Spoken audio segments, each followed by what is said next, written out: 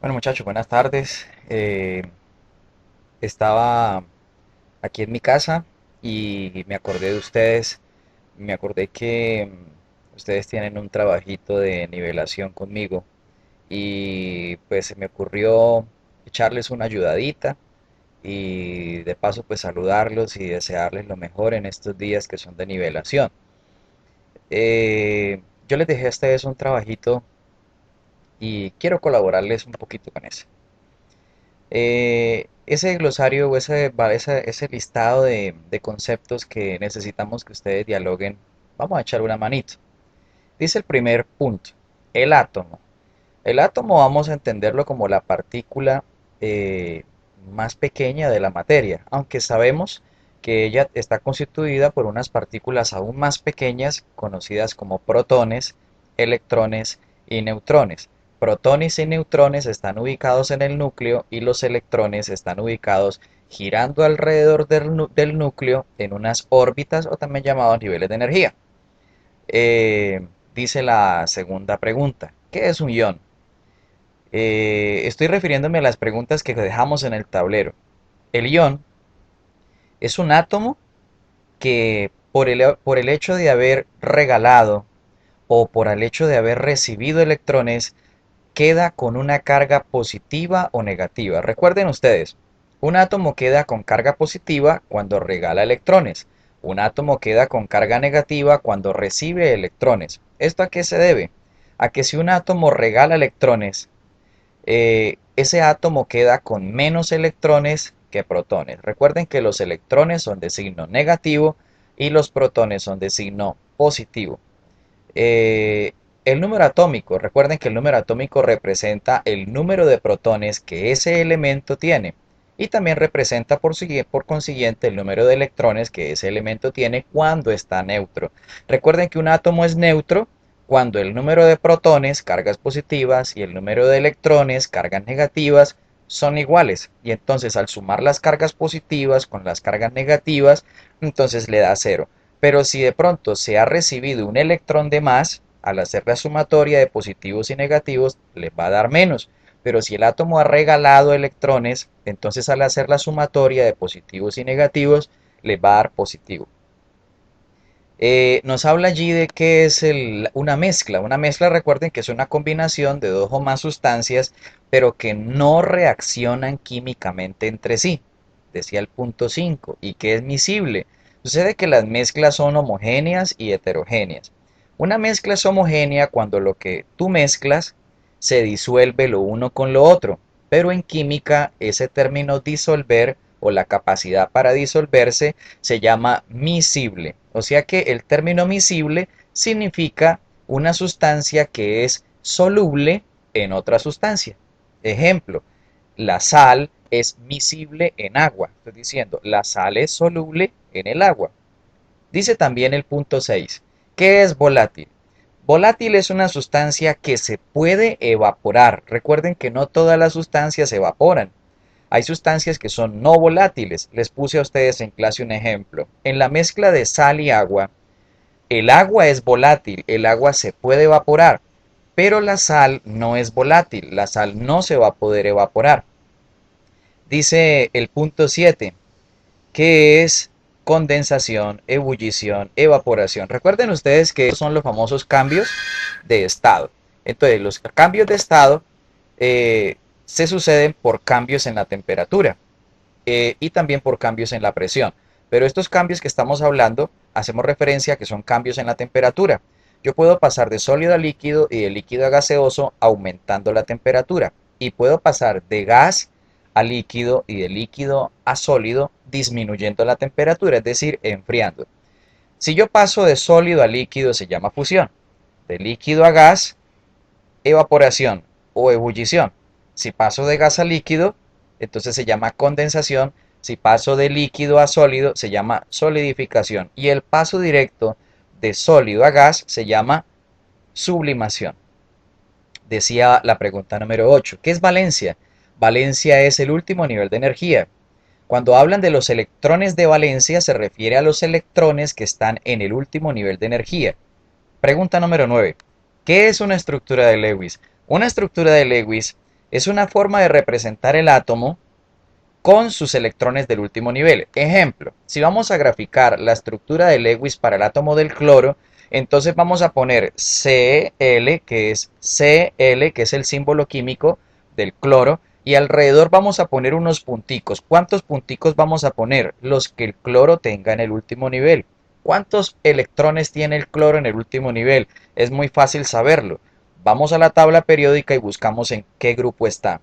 El cloro está en el grupo número 7, indicando que en el último nivel de energía debe tener 7 electrones, entonces por eso se le pintan 7 puntos alrededor. Dice el punto número 10, ¿qué es electronegatividad? Electronegatividad es la tendencia que tienen algunos átomos a atraer electrones en un enlace. Ejemplo, los no metales, ellos no les interesa dar electrones, les interesa es recibir electrones. Por eso ellos son muy electronegativos. Quiere decir que a ellos les interesa mucho ganar o recibir electrones. Esa es la electronegatividad. Tendencia a ganar, a atrapar electrones en un enlace. ¿Qué es un enlace químico? Dice la pregunta número 11. Un enlace químico es la unión entre dos o más átomos, unión química. Pero también podemos definir enlace químico como la fuerza electromagnética que mantiene unido a los átomos en un enlace. Recuerden ustedes que hay un átomo que da electrones y hay un átomo que recibe electrones. El que da queda positivo y el que recibe queda negativo. Y esa unión, ese enlace químico se va a dar ¿por qué razón? Porque las cargas opuestas se atraen como si fueran los polos opuestos de dos imanes. ¿Sí? Eso es un enlace químico. Y ese enlace químico tiene unos objetivos. Y es que cada elemento adquiere la configuración más estable en la última capa. Es decir, que cada átomo cumpla con la ley del octeto. Ese es el objetivo del enlace químico. Dice la pregunta 12 y la 13, ¿qué es un catión y qué es un anión? Recuerden ustedes, un catión es un ion de carga positiva. Recuerden que un ion es una molécula que tiene o un átomo que tiene carga positiva o carga negativa. Entonces, cuando el átomo tiene carga positiva o negativa se llama ion, pero si tiene carga positiva es un ion que se llama catión y si tiene carga negativa es un ion que se llama anión. Preguntaban, ¿y qué es un enlace iónico? Un enlace iónico es la unión entre un metal y un no metal.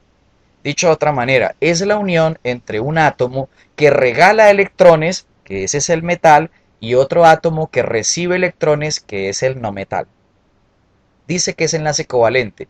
En un enlace covalente se presenta que los átomos que se unen se comparten los electrones. Ya nadie va a regalar, sino que se van a compartir los electrones.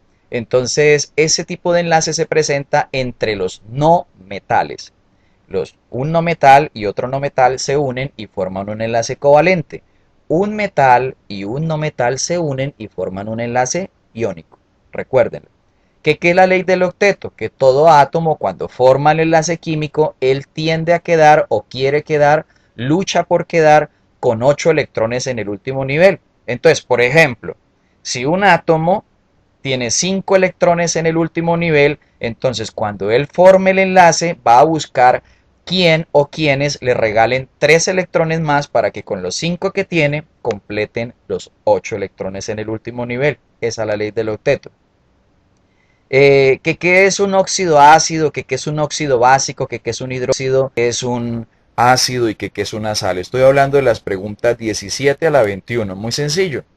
Recuerden ustedes, un metal con oxígeno forma un óxido básico.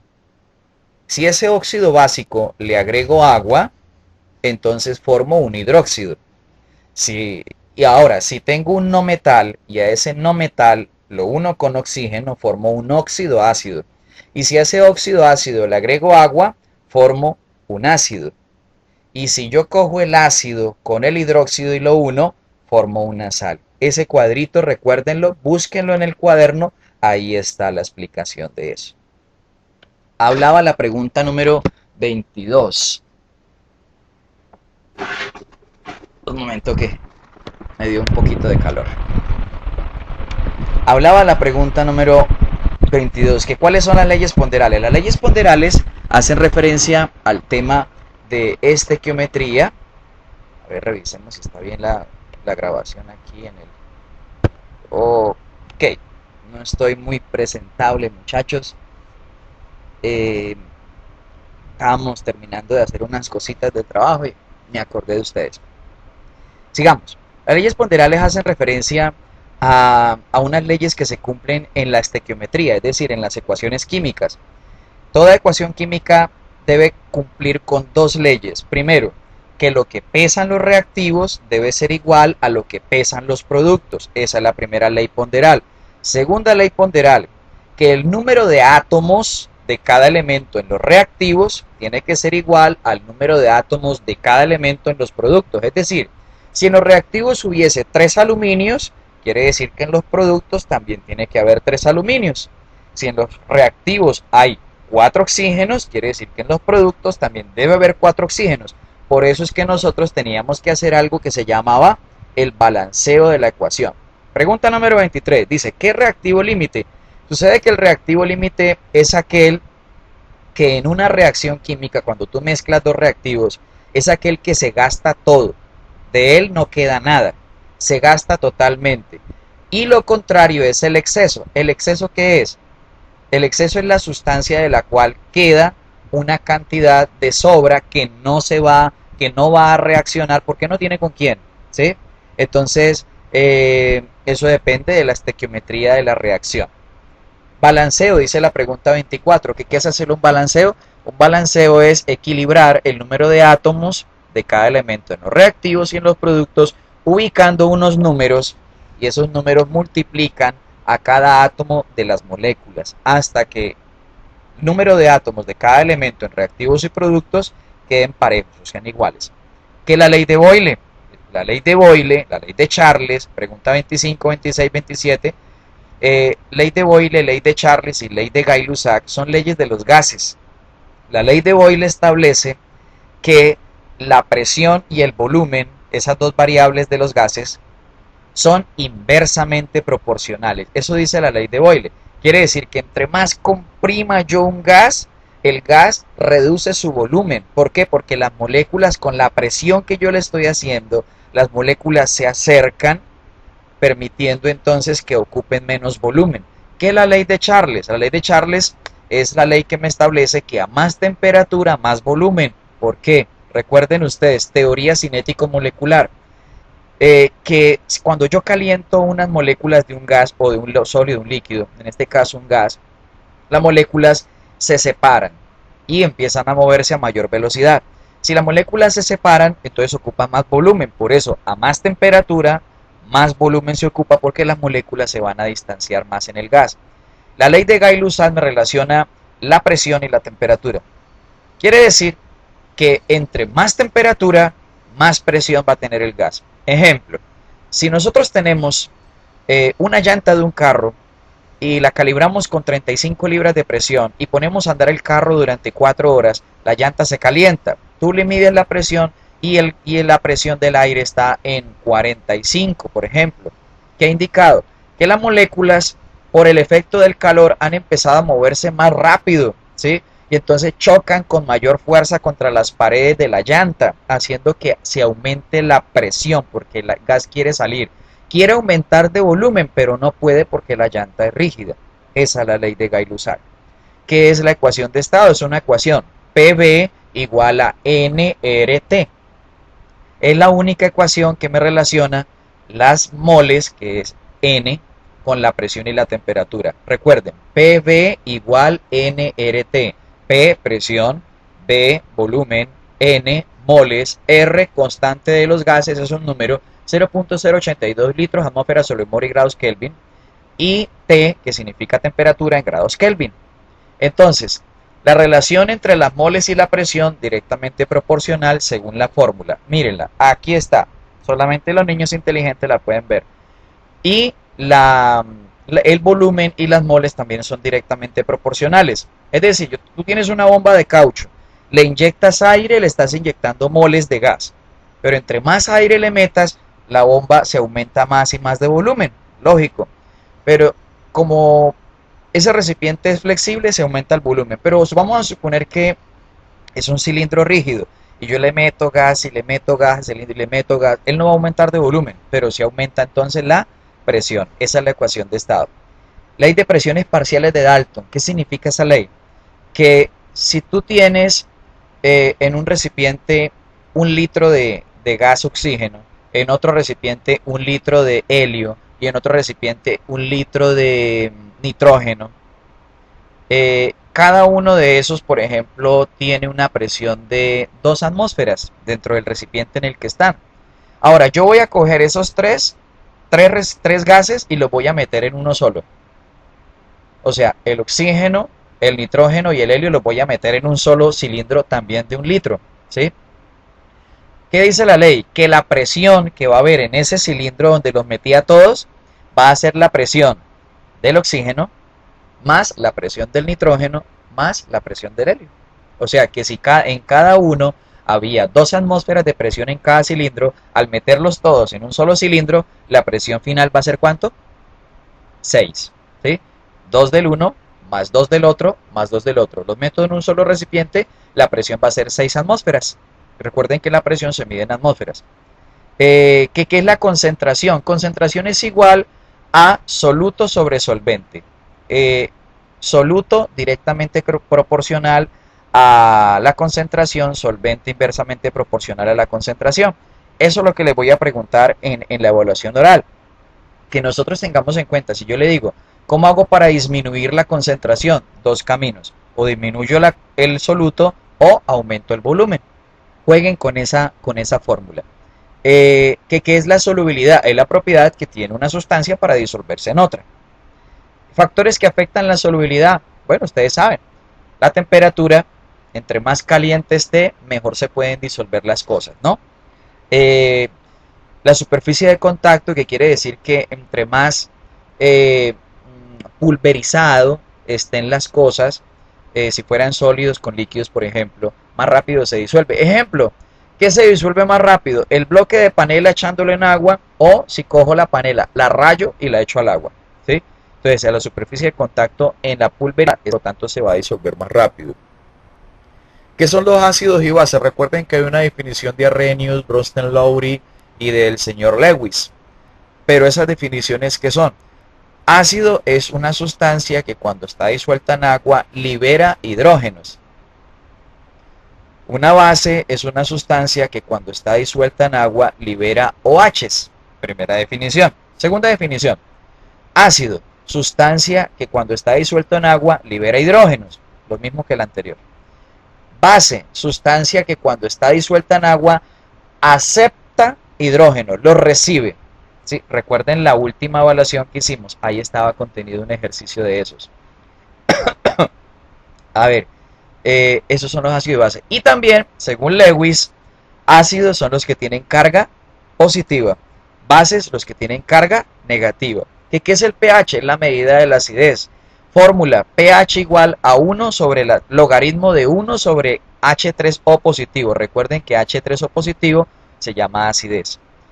Quiere decir que la acidez y el pH son inversamente proporcionales. Entre más acidez, menos pH. Entre menos acidez, más pH. Inversamente proporcionales. Se mide en una escala que va de 0 a 14. Entre 0 y 7 es ácido. Entre 7 y 14 es básico. Entre más me acerque al 0, más ácido es. Entre más me acerque al 14, más básico es. El principio de Le Chatelier, muy sencillo. No, me salté una. Factores que afectan la velocidad de las reacciones. Recuerden que yo puedo afectar la velocidad de una reacción también por temperatura o cuando agrego un catalizador. Si yo aumento la temperatura, las moléculas se mueven más rápido, ¿sí? Aumentando el número de choques entre los reactivos. Y recuerden que entre más choques haya entre los reactivos, más rápido se transforman en productos. Por eso, entre más temperatura, mayor velocidad de reacción. El principio de Le Chatelier establece que en una reacción química en equilibrio, cuando uno modifica el equilibrio, agregando algo o quitando algo, el sistema responde haciendo lo contrario a lo que nosotros hicimos. ¿Cómo así? Si yo le agregué al sistema en equilibrio, a la reacción en equilibrio, le agregué más reactivo, ¿qué hace el sistema? Busca disminuir ese reactivo. ¿Cómo? Convirtiéndolo en producto. Esa es la ley o principio de Le Chatelier. ¿Qué es neutralización? Es cuando tú combinas un ácido con una base hasta que el pH de 7, neutro. Por eso se llama neutralización. Ahí estaba la ayudita que quería dejarle, muchachos. Que tengan feliz resto de día. Chao.